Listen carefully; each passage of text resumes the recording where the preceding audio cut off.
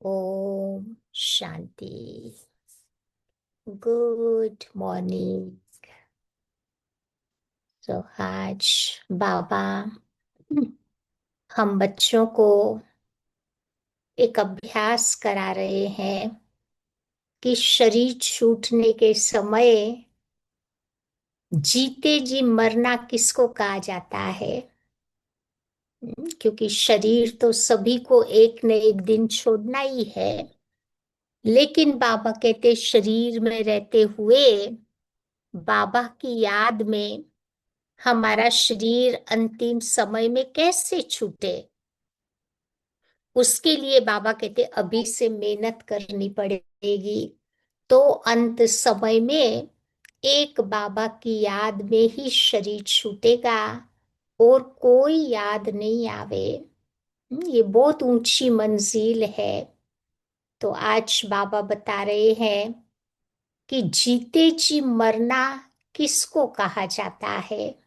लोग तो मरने के बाद जीते नहीं हो, जिंदा नहीं होते हैं। हम बाबा के बच्चे शरीर में रहते हुए शरीर से मरते हैं। तो उसको कहते हैं जीते जी मरना। क्योंकि इस मरने के बाद कमाई हमारी होती रहती है।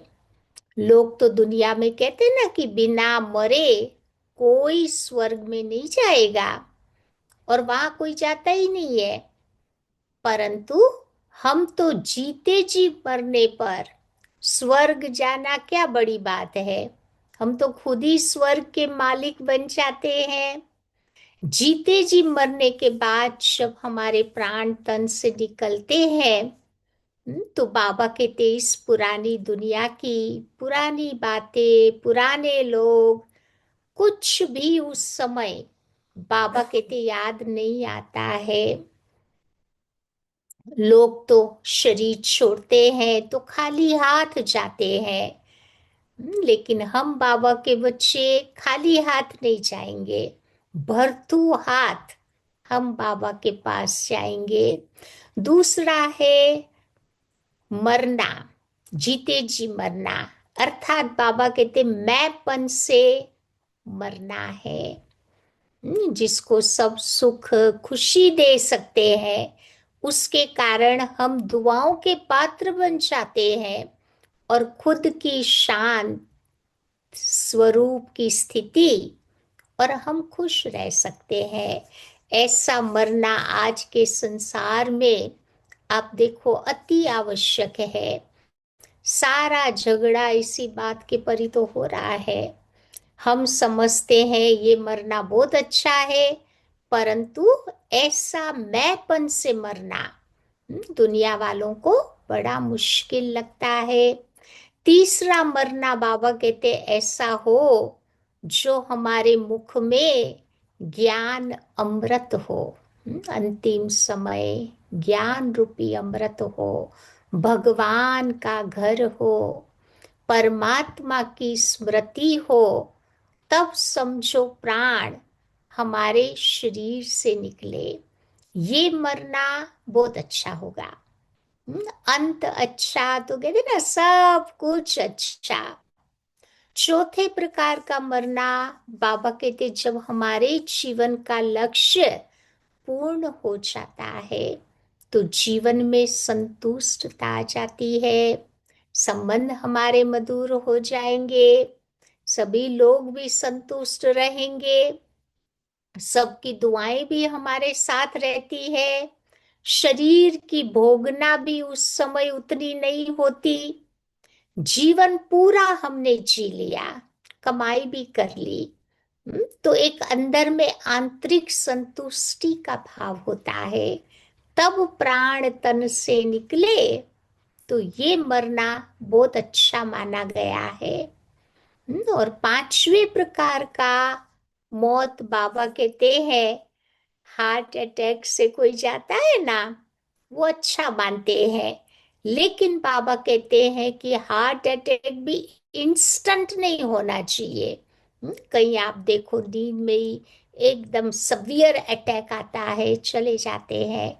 लेकिन हार्ट अटैक भी साइलेंट अटैक हो तो बहुत अच्छा होता है, जिसमें कोई मरने का भय नहीं होता, न भविष्य की चिंता होती, न शरीर की भोगना होती, न पैसे की बर्बादी होती। नहीं, हॉस्पिटल में एडमिट करो कितना महंगा होता है। न संबंधियों से सेवा लेने की भी चिंता होती, न कोई दवाइयाँ खाने का कोई दुख होता।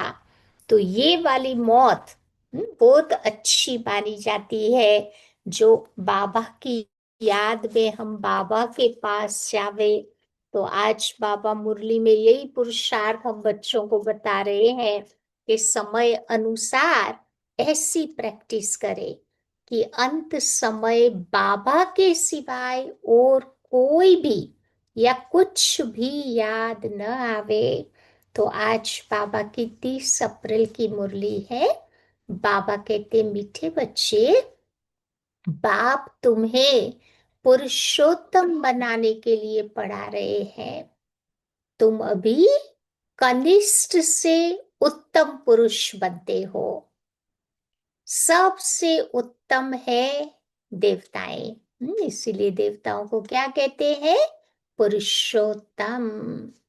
आज की मुरली का प्रश्न है, यहाँ तुम बच्चे कौन सी मेहनत करते हो जो सतयुग में नहीं होगी?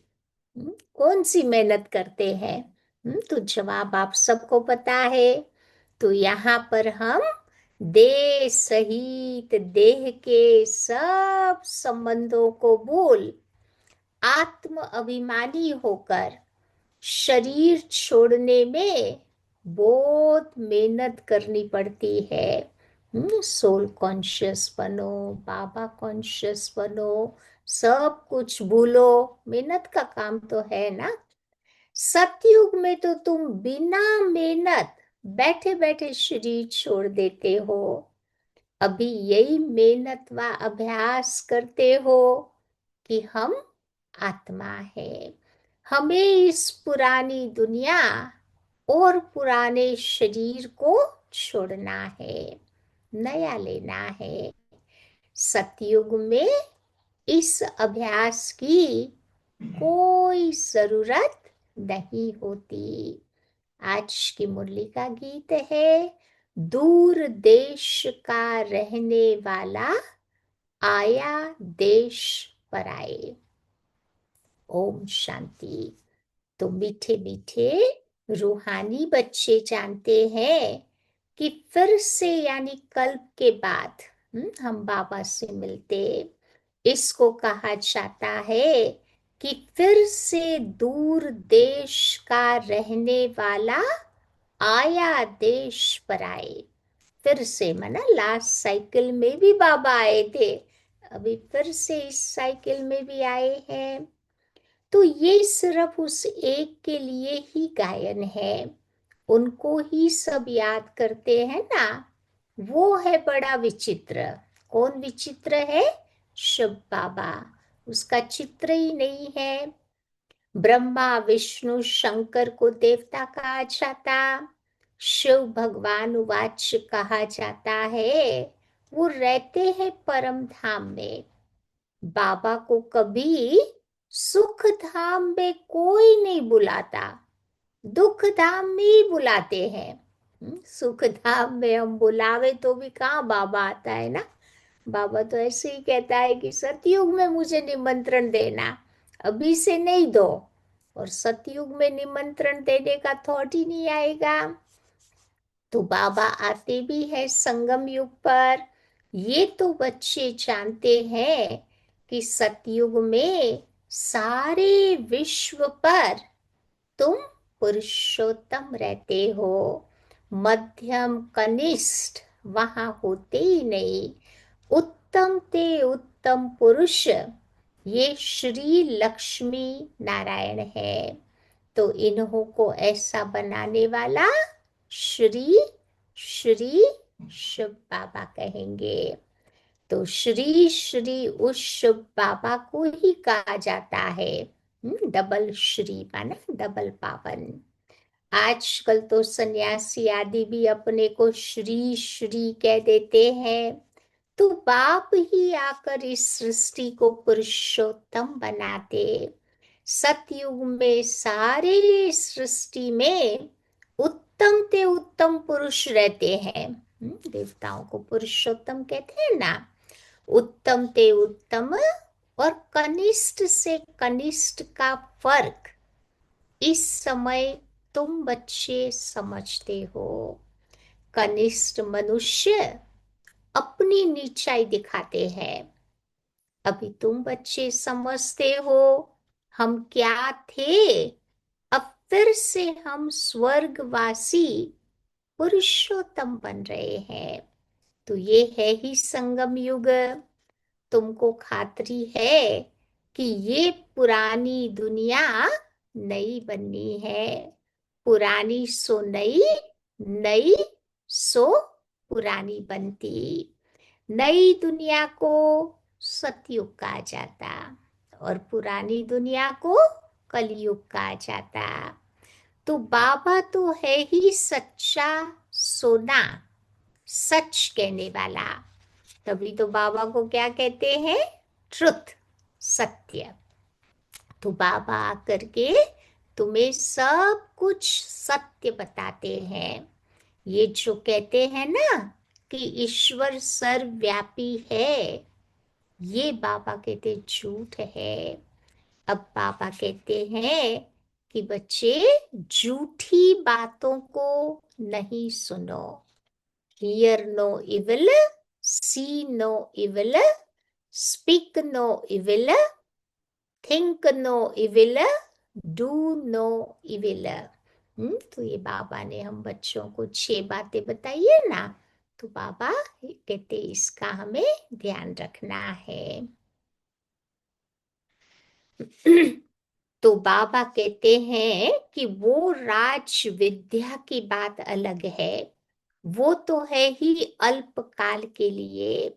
दूसरा जन्म लिया, फिर नए सिरे से वहां तो पढ़ना पड़े। दुनिया की पढ़ाई तो ऐसी है ना, इस जन्म तक ही चलेगी। दूसरा जन्म लिया तो फिर से पढ़ना पड़ेगा। तो वो है अल्पकाल का सुख। ये है 21 जन्म, 21 पीढ़ी के लिए। पीढ़ी किसको कहा जाता है? बच्चा जन्म से लेकर के बुढ़ापे तक जिए, पूरी आयु जिए, उसको बाबा कहते पीढ़ी कहा जाता। वहां कभी अकाले मृत्यु नहीं होता। यहाँ तो देखो कैसे अकाले मृत्यु होती रहती है। ज्ञान में भी कई कई मर जाते हैं। बाबा के बनते हैं फिर चले जाते हैं ना रावण के पास। तो तुम बच्चे अभी काल पर जीत पहन रहे हो। तुम जानते हो वो अमर लोक है, ये है मृत्यु लोक। वहां तो जब बूढ़े होते हैं ना, तब साक्षात्कार होता। क्या साक्षात्कार होता? कि हम ये शरीर छोड़ जाए बच्चा बनेंगे। बुढ़ापा पूरा होगा, फिर शरीर छोड़ देंगे, नया शरीर मिले। ये तो अच्छी बात है ना। बैठे बैठे खुशी से शरीर छोड़ देते हैं। यहाँ तो उस अवस्था में रहते शरीर छोड़ने के लिए मेहनत लगती है। यहाँ की मेहनत फिर वहां पर कॉमन हो जाती है। या मेहनत कर करके वो संस्कार बना दिया।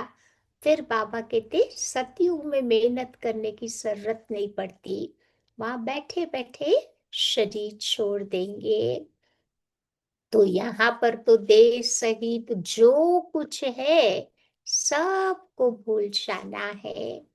अपने को आत्मा समझना है। इस पुरानी दुनिया को भी छोड़ना है, नया शरीर भी लेना है। तो आत्मा सतो प्रधान थी, तो उसको बहुत अच्छा शरीर था। तभी तो देखो देवी देवताओं की बता देना, आंतरिक भी ब्यूटी है, फिजिकली भी कितने सुंदर है। फिर बाबा कहते काम चिता पर बैठने से काले तमो प्रधान हो गए। तो शरीर भी उनको सांवरा मिलता है। आत्मा काली बन जाती है तो बाबा कहते शरीर भी ऐसा मिलता। तो सुंदर से श्याम बन गए। कृष्ण का नाम तो कृष्ण ही है, फिर उनको श्याम सुंदर क्यों कहते हैं? चित्रों में भी कृष्ण का चित्र सांवरा बना देते, परंतु अर्थ नहीं समझते। राम का भी सांवरा बना देते, कृष्ण का भी सांवरा बना देते। जैसी दृष्टि वैसी सृष्टि। दुनिया पतित, खुद पतित, तो फिर बाबा कहते देवताओं को भी पतित बना दिया। तो बाबा कहते अभी तुम बच्चे समझते हो कि जब हम सतो प्रधान थे तो बहुत सुंदर थे, अभी तमो प्रधान श्याम बने हैं। सतो प्रधान को पुरुषोत्तम कहेंगे, तमो प्रधान को कनिष्ठ कहेंगे। तो बाबा तो देखो बच्चे एवर प्योर है ना, वो तो आते ही है तुम बच्चों को हसीन बनाने। मुसाफिर आता है अपने बच्चों को हसीन माना ब्यूटीफुल बनाने। तो बाबा तो मुसाफिर है ना, कल्प कल्प आते हैं। नहीं तो पुरानी दुनिया को सोचो, कौन नया बनाए? अब ये तो पतित छी छी दुनिया है, इन बातों को दुनिया में कोई नहीं जानता। अब तुम जानते हो कि बाप हमको पुरुषोत्तम बनाने के लिए पढ़ा रहे हैं, फिर से देवता बनने के लिए हम सो ब्राह्मण बने हैं। तुम हो संगम युगी ब्राह्मण। दुनिया इन बातों को नहीं जानती कि अभी हम संगम युग पर है। दुनिया वाले तो कलयुग में समझते हैं, लेकिन हम बाबा के बच्चे अभी संगम पर है। शास्त्रों में लाखों वर्ष कल्प की आयु लिख दी है, तो समझते हैं, क्या समझते हैं? कि कलयुग अभी बच्चा है। अभी तुम दिल में समझते हो हम यहाँ आए हैं, बाबा के पास किस लिए आए हैं? उत्तम ते उत्तम, कलयुगी पतित से सतयुगी पावन, मनुष्य से देवता बनने के लिए। ग्रंथ में भी महिमा है ना, मूत पलीती कपट धोए, परंतु ग्रंथ पढ़ने वाले इसका अर्थ नहीं समझते। ग्रंथ में भी लिखा है कि भगवान धोबी बन करके हमारे आत्मा रूपी मैले कपड़े को धोता है, उससे पावन बनाता। तो बाबा इस समय आकर सारी दुनिया के मनुष्य मात्र को साफ करते हैं। तुम उस बाप के सामने बैठे हो, तो बाबा ही बैठ बच्चों को समझाते हैं। तो ये रचता और रचना की नॉलेज और कोई नहीं जानता। बाबा ही तो ज्ञान का सागर है, वही सत्य चैतन्य और अमर है, पुनर्जन्म रहित है। वो शांति का सागर, सुख का सागर, पवित्रता का सागर है। उनको ही बुलाते हैं कि आकर हमें वर्षा दो। तुमको अभी बाप 21 जन्मों के लिए वर्षा दे रहे हैं। तो ये है तुम्हारी अविनाशी पढ़ाई। पढ़ाने वाला है अविनाशी बाप। आधा कल्प, बाबा कहते आधा कल्प तुम राज्य पाते हो, फिर रावण राज्य होता। तो आधा कल्प है राम राज्य, आधा कल्प है रावण राज्य। तो प्राणों से भी प्यारा एक बाबा ही है। क्यों बाबा प्राणों से प्यारा? प्राणनाथ कहते हैं ना बाबा को भक्ति में भी। तो बाबा क्यों प्राणों से प्यारा है?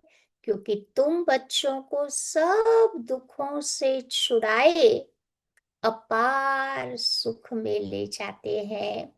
तुम बच्चे निश्चय से कहते हो, कौन सी बात निश्चय से कहते हैं? कि वो हमारा प्राणों से भी प्यारा पारलौकिक बाप है। तो प्राण आत्मा को कहा जाता। सब मनुष्य मात्र उनको ही याद करते हैं, क्योंकि आधा कल्प के लिए दुख से छुड़ाए शांति और सुख देने वाला एक ही बाप है। तो वो प्राणों से प्यारा हो गया ना।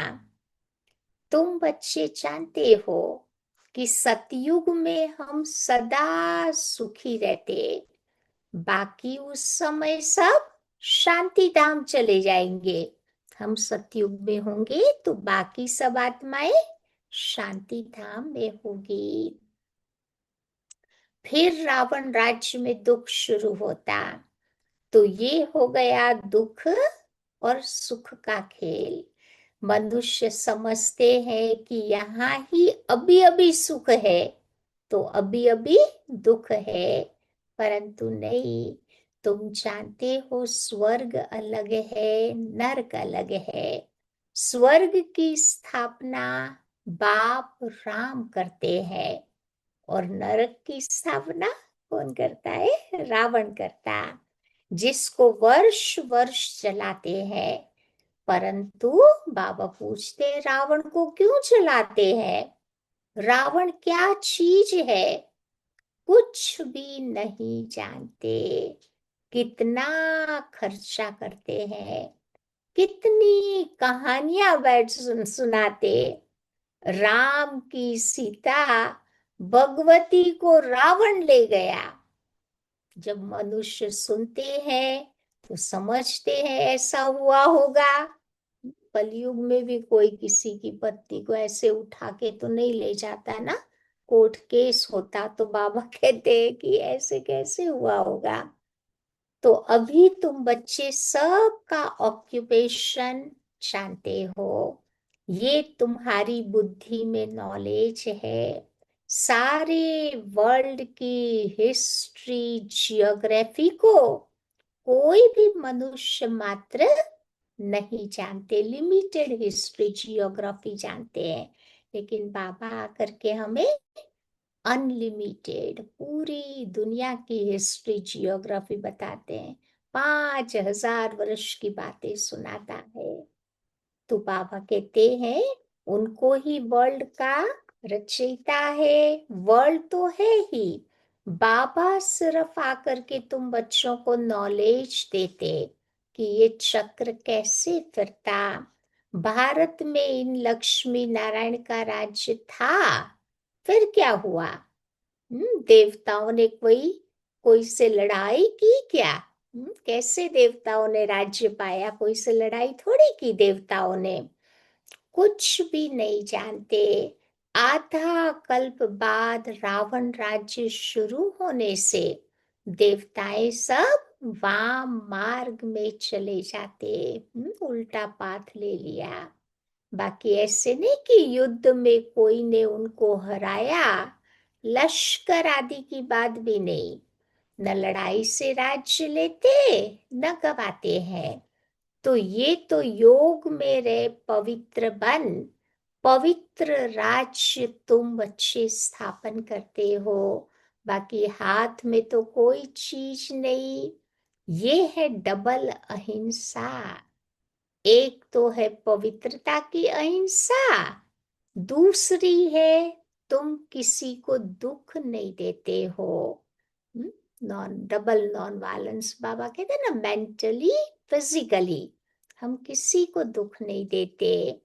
सबसे बड़ी हिंसा है काम कटारी की, जो आदि मध्य अंत दुख देती। रावण के राज्य में ही दुख शुरू होता तो फिर बीमारियां भी शुरू हो जाती। आज तो तुम देखो कितनी ढेर बीमारियां हैं, नया नया नाम निकलता ही रहता है बीमारियों का। कोई कोई ऐसी बीमारी है उसकी दवाई भी नहीं है। धीरे धीरे दवाई भी ढूंढते रहते हैं। कोविड की दवाई बनने में कितना टाइम लग गया ना। तो अनेक प्रकार की दवाइयां निकलती रहती है। रोगी तो बन पड़े हैं ना। तुम बच्चे इस योग बल से 21 जन्मों के लिए निरोगी बनते हो। वहां दुख व बीमारी का कोई नाम निशान नहीं रहता। उसके लिए तुम बच्चे पढ़ रहे हो। तो बच्चे जानते हैं कि भगवान हमको पढ़ाकर भगवान भगवती बना रहे हैं। यानी देवी देवता बना रहे हैं। पढ़ाई भी कितनी सहज है। आधा पौना घंटे में सारे चक्र का नॉलेज बाबा तुम बच्चों को समझा देते हैं।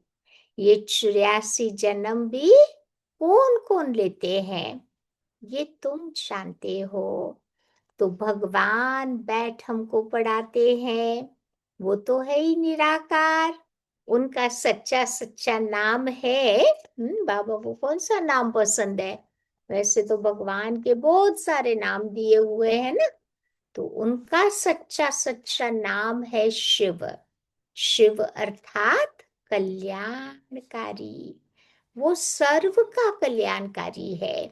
तभी तो बाबा को क्या कहते हैं? सदा शिव, ऑलवेज बेनिफैक्टर।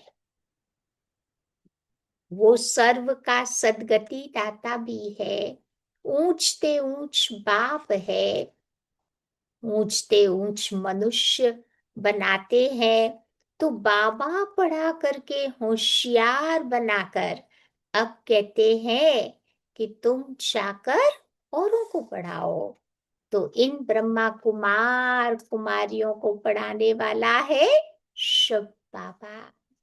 ब्रह्मा द्वारा तुमको बाबा ने एडॉप्ट किया है। प्रजापिता ब्रह्मा कहाँ से आया? इसी बात में ही मूंझ जाते हैं। इनको अडॉप्ट किया है। बहुत कहते हैं कि बहुत जन्मों के अंत में अब बहुत जन्म किसने लिए?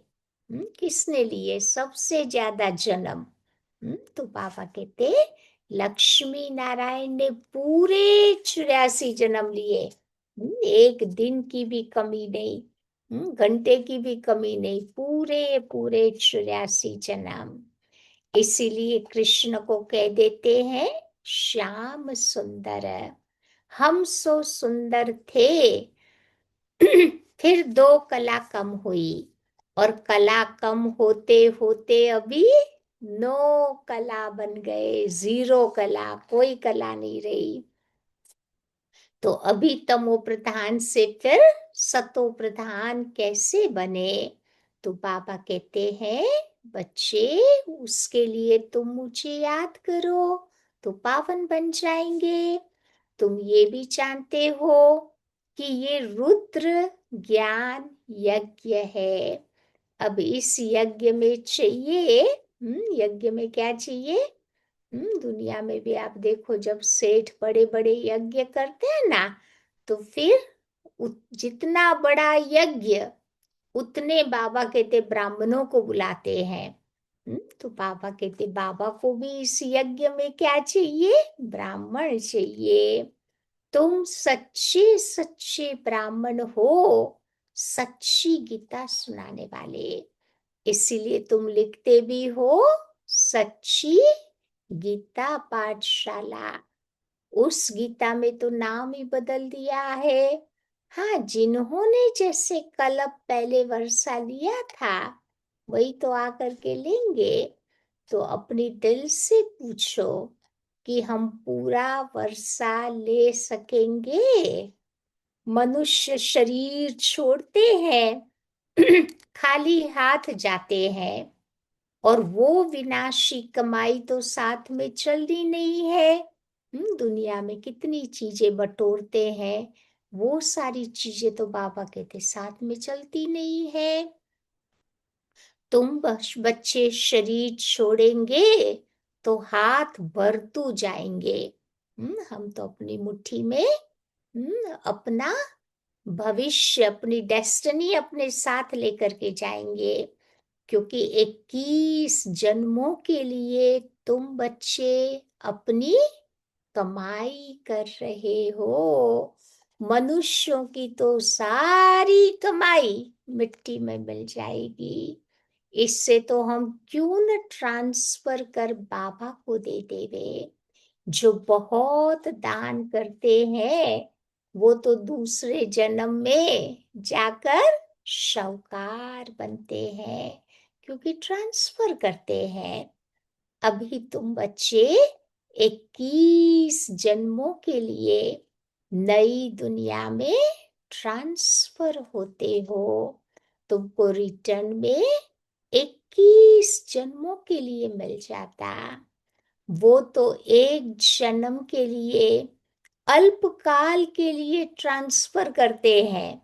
दुनिया वाले थोड़े समय के लिए थोड़ा कुछ भगवान के कार्य में लगाते हैं ना, तो उनका रिटर्न उस अनुसार मिलता। हम बच्चे तो डायरेक्ट बाबा के कार्य में लगाते, तो हमारा रिटर्न ऐसा होगा। तो तुम बच्चे ट्रांसफर करते हो 21 जन्मों के लिए। तो बाबा तो है ही दाता। ये ड्रामा में नूंद है, जो जितना करते हैं वो उतना पाते हैं। न केवल भविष्य में, परंतु संगम में भी बाबा हमें उसका रिटर्न दे देता है। वो इनडायरेक्ट दान पुण्य करते, तो अल्पकाल के लिए रिटर्न उनको मिल जाता। भक्ति में तो बाबा को नहीं जानते हैं ना, सारा इनडायरेक्ट ही होता है इनका। और तुम्हारा है डायरेक्ट। अभी सब कुछ नई दुनिया में ट्रांसफर करना है। ब्रह्मा बाबा को देखो, कितनी उसने बहादुरी की। बाबा ने तो अपना सब कुछ लगा दिया था ना। तुम भी कहते हो कि सब कुछ ईश्वर ने ही तो दिया है ना। तो अब बाबा कहते ये हमको दो, हम तुमको विश्व की बादशाही देते हैं। तो इस बाबा ने तो देखो फट से दे दिया, कुछ भी नहीं सोचा। तो शिव बाबा ने उसको फुल पावर दे दी। हमको भी तो विश्व की बादशाही मिलती है। तो ये देखो नशा इनको चढ़ गया। बच्चों आदि का भी कुछ भी ख्याल नहीं किया ना। देने वाला ईश्वर है, तो फिर किसी का रेस्पॉन्सिबल वो थोड़ा ही रहेगा। 21 जन्म के लिए ट्रांसफर कैसे करना है, इस ब्रह्मा बाबा को देखो। और तुम बच्चे भी फॉलो फादर करो। ब्रह्मा ने तो किया ना। ईश्वर तो दाता है, बाबा किसी का कुछ भी लेता नहीं है। जो जितना करता है उतना रिटर्न बाबा इंटरेस्ट सहित दे देता है ना। इसने उनसे करवाया। तुम भी जानते हो हम आए हैं बाबा से बादशाही लेने। दिन प्रतिदिन टाइम थोड़ा होता जाता। आफतें भी ऐसी ऐसी आएंगी, तुम बात मत पूछो। व्यापारियों का तो सांस तो मुट्ठी में रहता है ना, कि कोई जमघट ना आ जावे। इनकम टैक्स वालों से डरते हैं ना। तो बाबा कहते क्योंकि काला डोला वो सब करना पड़ता है ना, दो दो कोई कोई को किताबें रखते हैं ये वो, तो डरते रहते हैं अंदर में। सिपाही का मुंह देख मनुष्य बेहोश हो जाते हैं। पुलिस को देख करके बेहोश हो जाते हैं। आगे चल करके तुम देखना ये बहुत तंग करेंगे। सेना आदि कुछ देंगे, बाकी देखो बच्चे तुम्हारे पास क्या रहेगा। पैसे ही नहीं रहेंगे जो कुछ खरीद कर सको। ये नोट आदि भी चल ना सके। अनुभव कर लिया था ना। ये जो भी नोट थे ना कैसे कागज के हो गए ना, जब वो पैसा चेंज हो गया तो कईयों का वो अनुभव था, कागज बन गया था, कोई वैल्यू नहीं रही। तो बाबा कहते हैं ये नोट आदि भी नहीं चलेंगे, राज्य बदल जाता, पिछाड़ी में लोग बहुत दुखी होकर के मरते हैं, बहुत दुख के बाद फिर सुख होगा। तो ये खूने नाहे खेल है ना, नेचुरल कैलमिटीज भी होंगी। देखते हैं ना, आज ऑलरेडी अपना काम वो तो कर ही रही है। इससे पहले हम बाबा से पूरा पूरा वर्षा ले लेवे, बल घूमो फिरो, सिर्फ बाबा को याद करते रहो, तो तुम बच्चे पावन बन जाएंगे। बाकी आफतें तो बहुत आएंगी, बहुत हाय हाय करते रहेंगे। दुनिया वाले तो ऐसे ही मरेंगे हाय हाय। लेकिन बाबा ने बोला ना, हमें हाय हाय नहीं करना है, तो क्या करना है, फ्लाई फ्लाई करना है। तुम बच्चों को अभी प्रैक्टिस करनी है। कौन सी प्रैक्टिस करेंगे, जो अंत में एक शब्द बाबा की ही याद रहे, उसकी याद में रह करके शरीर छोड़े, और कोई मित्र संबंधी आदि याद न आए। ये प्रैक्टिस तुम बच्चों को करनी है। बाबा को ही याद करना है और नारायण बनना है। ये प्रैक्टिस तुम बच्चों को बहुत करनी पड़े, नहीं तो बहुत पछताना पड़ेगा। और कोई की याद आई तो बाबा कहते नापास हो गए। जो पास होते हैं वही तो विजय माला में पिरोए जाएंगे ना। पास होने वाले बच्चों की ही वो जो माला सिमरते हैं ना भगत लोग, वो माला बनी हुई है। तो अपने को पूछना चाहिए, क्या पूछेंगे अपने को, कि सारे दिन में बाबा बाबा को कितना समय हम याद करते हैं। कुछ भी हाथ में होगा तो देखना वो अंत काल याद जरूर आएगा। थोड़ी भी अटैचमेंट कहाँ पर भी किसी भी व्यक्ति में होगी ना, बाबा कहते मरने दूर याद आएगा। अगर हाथ में नहीं होगा तो याद भी नहीं आएगा। तो बाबा भी कहते हैं कि बच्चे हमारे पास तो कुछ भी नहीं है, ये हमारी चीज नहीं है, उस नॉलेज के बदले ये ले लो, तो 21 जन्मों का वर्षा मिल जाएगा, नहीं तो स्वर्ग की बादशाही को गवा देंगे। यहाँ तुम बाबा के पास आते ही हो, इसलिए आते हैं बाबा के पास, वर्षा लेने के लिए। तो पावन जरूर बनना पड़े, नहीं तो सजा खाकर हिसाब किताब चुकतू कर जाएंगे। फिर क्या होगा, पद कुछ भी नहीं मिलेगा। श्रीमत पर चलेंगे तो कृष्ण को गोद में ले लेंगे, देवता बनेंगे ना। तो बाबा कहते कृष्ण को जन्म देने वाला कौन होगा, यही तो एडवांस पार्टी की आत्माएं होंगी। कहते हैं ना कि कृष्ण जैसा पति मिले व बच्चा मिले। कोई तो अच्छी रीति इन बातों को समझते हैं, कोई फिर उल्टा सुल्टा भी बोल देते हैं। अच्छा, मीठे मीठे सिकिलते बच्चों प्रति मात पिता बाप दादा का याद प्यार और गुड मॉर्निंग। रूहानी बाप की रूहानी बच्चों को नमस्ते, और रूहानी बच्चों की रूहानी बाप को याद प्यार और नमस्ते। आज की धारणा की पॉइंट है, पहली बात बाबा बताते हैं, जैसे ब्रह्मा बाबा ने अपना सब कुछ ट्रांसफर कर फुल पावर बाबा को दे दी, कुछ भी सोचा नहीं, ऐसे फॉलो फादर कर। 21 जन्मों की प्रारब्ध बच्चों को जमा करनी है।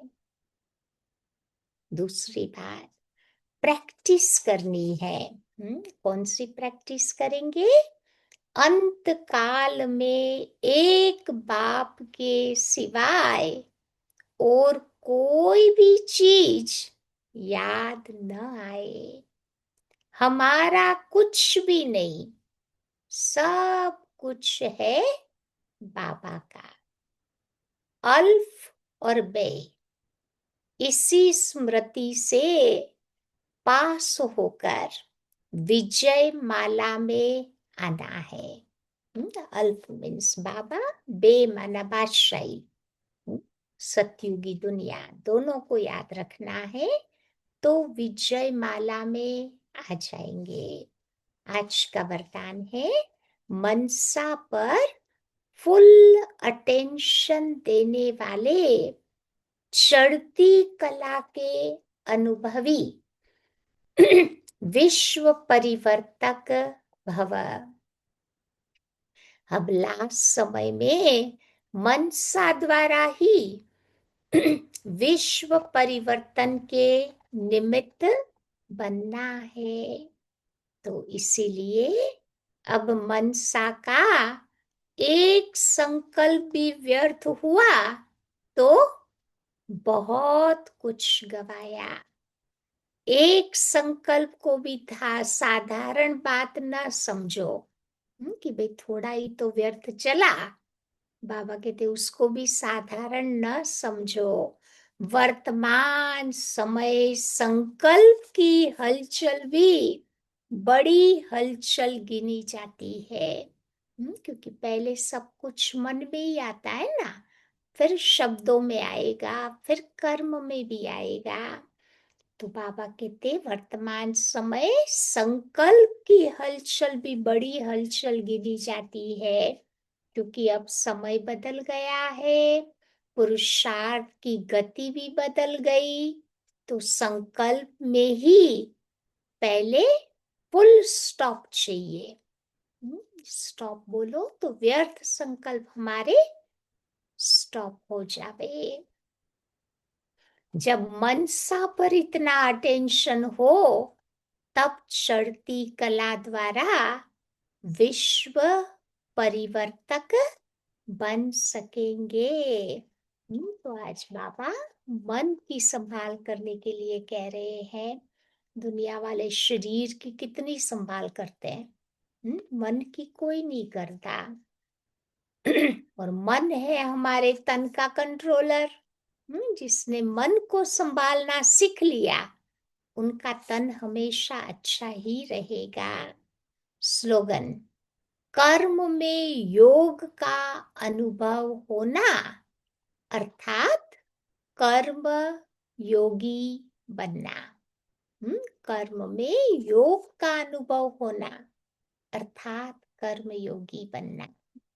आज का व्यक्त इशारा है, कंबाइन ग्रुप की पॉइंट्स चल रही है ना, तो आप और बाप इस कंबाइंड स्वरूप का अनुभव करते सदा शुभ भावना, श्रेष्ठ कामना, श्रेष्ठ वाणी, श्रेष्ठ दृष्टि और श्रेष्ठ कर्म द्वारा विश्व कल्याणकारी स्वरूप का अनुभव करो तो सेकंड में सर्व समस्याओं का समाधान कर सकेंगे।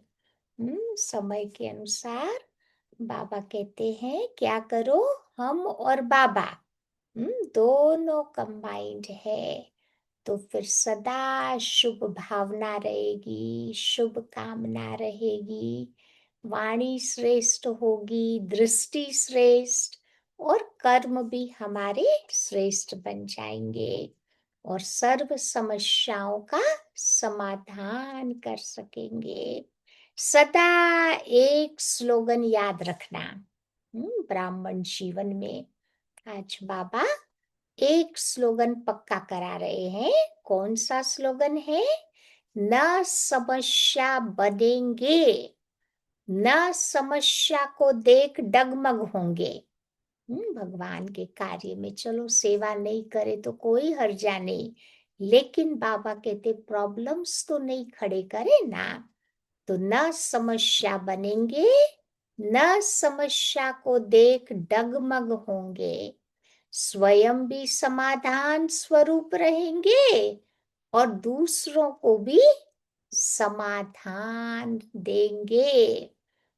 खुद अपने प्रॉब्लम्स को सॉल्व करने वाले बनेंगे तो दूसरों को भी मदद कर पाएंगे। तो ये स्मृति सफलता स्वरूप बना देगी। तो आज बाबा ने ये स्लोगन पक्का कराया, न समस्या बनेंगे, न समस्या को देख डगमग होंगे, स्वयं भी समाधान स्वरूप रहेंगे और दूसरों को भी ऐसा बनाएंगे। समझा? तो आज बाबा की मुरली में कौन सी बात याद रखेंगे? आज बाबा ने बार बार ध्यान खिंचवाया कि ऐसी मेहनत करे जो अंत समय में हमारी बुद्धि न किसी व्यक्ति या किसी वस्तु में जावे, बस एक बाबा की याद में शरीर छूटे। जीते जी मरने का बाबा आज बार बार अटेंशन दिलवा रहे थे। सतयुग में तो बाबा कहते ऐसा ध्यान या ऐसी मेहनत या ऐसा पुरुषार्थ नहीं करना पड़ेगा, पुरुषार्थ खाली अभी करना है। समझा? तो ये थी बाबा की आज की प्यारी सी मुरली।